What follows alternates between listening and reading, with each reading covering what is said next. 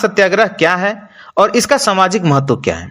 महार सत्याग्रह बाबा साहब डॉक्टर भीमराव अंबेडकर की अगुवाई में 20 मार्च 1927 को महाराष्ट्र राज्य के रायगढ़ जिले के महाड़ नामक स्थान पर चलाया गया। यह आंदोलन अछूतों को सार्वजनिक तालाब से पानी पीने और इस्तेमाल करने का अधिकार दिलाने से संबंधित था। आपको बता दें कि उस समय हिंदू समाज के लोग अछूतों को धर्मस्थल, सार्वजनिक कुएं या तालाब पर जाने से मनाही करता था। उसका मानना था कि यदि अछूत कहे जाने वाले लोग उस जगह पर चले जाएंगे तो मेरा धर्म भ्रष्ट हो जाएगा। उनके सार्वजनिक तालाबों से कुत्ता, बिल्ली, गाय, भैंस आदि जानवर पानी पी सकता था, लेकिन एक मनुष्य जिसे अछूत करार कर दिया गया है वो नहीं जा सकता। आप सोच सकते हैं कि जो पानी पशुओं के पीने और नहाने से अपवित्र नहीं होता, वो दलितों के छूने भर से अपवित्र हो जाता है और उनका धर्म भ्रष्ट हो जाता है। इसी भेदभाव के खिलाफ महार सत्याग्रह किया गया था। दलित समुदाय को सदियों से भारतीय समाज में गंभीर भेदभाव और सामाजिक बहिष्कार का सामना करना पड़ा। उन्हें जल निकायों, मंदिरों और स्कूलों जैसे सार्वजनिक संसाधनों से बहुत दूर रखा जाता, जिससे उनका सामाजिक, राजनीतिक और आर्थिक स्थिति दयनीय बनता चला गया।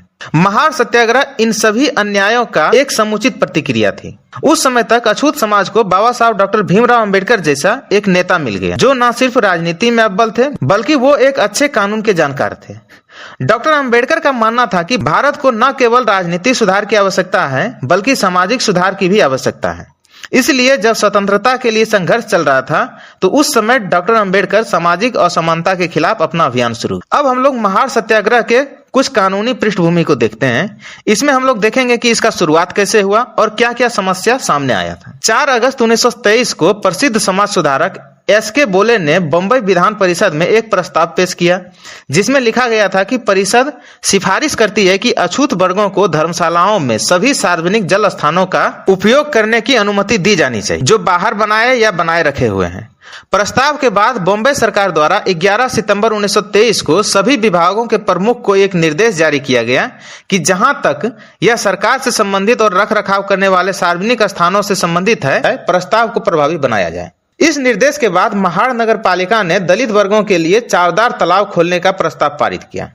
प्रस्ताव पारित होते ही सवर्ण हिंदुओं में खलबली मच गई। वो सड़कों पर आकर जगह जगह पर सरकार के खिलाफ विरोध करने लगे। कुछ जगहों पर सवर्ण हिंदू समाज के लोग और दलित वर्गों में हिंसक झड़प भी हुए। सवर्णों के भारी विरोध के कारण नगर पालिका के प्रस्ताव को लागू नहीं किया जा सका। इस प्रकार दलित समाज के लोग चावदार तालाब से पानी लेने के अधिकार से वंचित रह गए। सवर्ण हिंदू समाज के द्वारा इस हिंसक विरोध के जवाब में कोलाबा जिले के दलित समाज के लोगों ने डॉक्टर भीमराव अंबेडकर और बहिष्कृत हितकारिणी सभा के समक्ष अपनी बात रखी और आगे का रास्ता पर विचार करने को कहा। समिति ने सबों की सहमति से 19-20 मार्च 1927 को महाड़ में एक विशाल सम्मेलन आयोजित करने का निर्णय लिया। उस सम्मेलन में दलित समाज के हजारों सदस्यों ने भाग लिया। उसी सम्मेलन में इसके लिए एक व्यापक स्तर पर सत्याग्रह करने का निर्णय लिया गया। सत्याग्रह 20 मार्च 1927 को डॉक्टर अंबेडकर के नेतृत्व में शुरू हुआ। डॉक्टर अंबेडकर और उनके साथ हजारों अनुयायियों ने समानता के अधिकार और सरकारी संसाधनों पर अपनी पहुंच का दावा करते हुए चावदार झील तक मार्च किया। चावदार झील के पास पहुंचकर उन्होंने इसका पानी पिया और अपने अनुयायियों से आह्वान किया कि आज से इस तालाब पर तुम्हारा भी उतना ही अधिकार है जितना किसी सवर्ण हिंदू का। डॉक्टर अंबेडकर के इस कार्य से रूढ़िवादी हिंदू समाज में मानो भूचाल आ गया। उन लोगों ने उस तालाब का शुद्धिकरण के लिए अनुष्ठान भी किया, क्योंकि उसका मानना था कि दलितों के स्पर्श से यह तालाब अब अशुद्ध हो गया है। महाड़ नगर पालिका पर सवर्ण हिंदू समाज का दबाव बढ़ता जा रहा था। अंततः 4 अगस्त 1927 को नगर पालिका ने अपने प्रस्ताव को रद्द कर दिया, जिसमें दलित समाज को सार्वजनिक स्थानों से जल पीने का अधिकार दिया गया था। इस घटना के बाद डॉक्टर अंबेडकर ने दलित समाज के अधिकारों की मांग के लिए दिसंबर 1927 में महाड़ में एक और सत्याग्रह शुरू करने का फैसला किया। डॉक्टर अंबेडकर के इस फैसले से सवर्ण हिंदू समाज घबरा गए।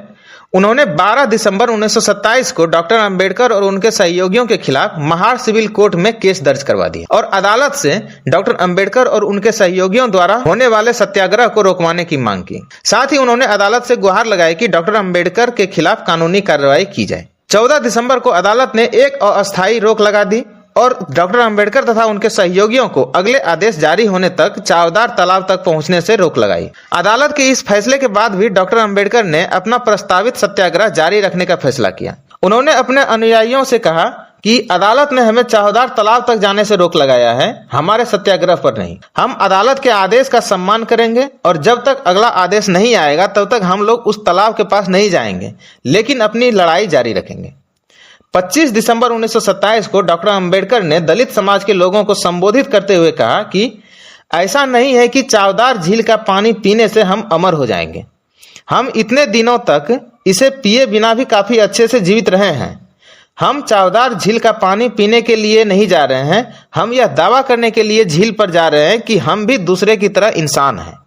यह स्पष्ट होना चाहिए कि यह बैठक समानता के मानदंड को स्थापित करने के लिए बुलाई गई है। और उसी दिन डॉक्टर अंबेडकर और उनके समर्थकों ने जाति व्यवस्था की नींव रखने वाली और मानव में भेद करने वाले हिंदू धर्म ग्रंथ मनुस्मृति को जलाया था। सभा ने मनुस्मृति को जलाकर समाज को समानता का संदेश दिया। इसके बाद शुरू होता है कानूनी लड़ाई। चूंकि डॉक्टर अंबेडकर के खिलाफ हिंदू समाज की तरफ से जो मुकदमा दर्ज कराया गया था उस पर बहस नहीं हुआ था और ना ही फाइनल जजमेंट आया था। जब मुकदमा पर बहस शुरू हुआ तो डॉक्टर अंबेडकर ने अपना पक्ष रखते हुए कहा कि महार तालाब नगर पालिका का है, यानी सरकारी है, इसलिए वो तालाब सभी के लिए खुला होना चाहिए। जबकि सवर्ण हिंदू के तरफ से तर्क दिया गया कि यह पुरानी परंपरा है, इसे तोड़ना हिंदू धर्म के भावना के साथ खिलवाड़ होना है। काफी वाद विवाद के बाद अदालत ने डॉक्टर अंबेडकर के पक्ष में फैसला सुनाया।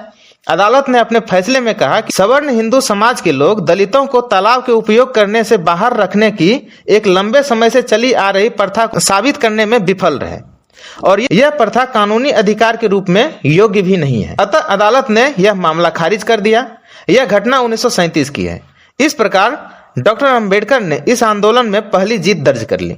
सवर्ण हिंदू समाज के लोग महार ट्रायल कोर्ट के फैसले के खिलाफ थाने कोर्ट में अपील दायर की, लेकिन थाने कोर्ट ने भी ट्रायल कोर्ट के फैसले को सही माना। थाने कोर्ट ने माना कि सवर्ण हिंदू समाज के पास दलितों को तालाब के उपयोग से बाहर रखने का समर्थन करने के लिए कोई कानूनी आधार नहीं है। इस प्रकार डॉक्टर अंबेडकर थाने कोर्ट में भी अपना मुकदमा जीत गए। इसके बाद सवर्ण हिंदू समाज के लोग बॉम्बे हाईकोर्ट में अपील दायर की। बॉम्बे हाईकोर्ट ने भी महार ट्रायल कोर्ट और थाने कोर्ट के फैसले को सही मानते हुए उसकी अपील को खारिज कर दिया। इस प्रकार लगभग 10 वर्षों के लंबे संघर्ष के बाद डॉक्टर अंबेडकर ने अपने लोगों के लिए कानूनी जीत हासिल की। तब से दलित समाज के लोगों के लिए सार्वजनिक स्थलों पर पानी पीने या उपयोग करने का अधिकार मिल गया। आज जो हम लोग किसी भी सार्वजनिक नल, चापाकल या कुआं से पानी ले लेते हैं, तो इसके लिए डॉक्टर अंबेडकर ने एक लंबी लड़ाई लड़ी।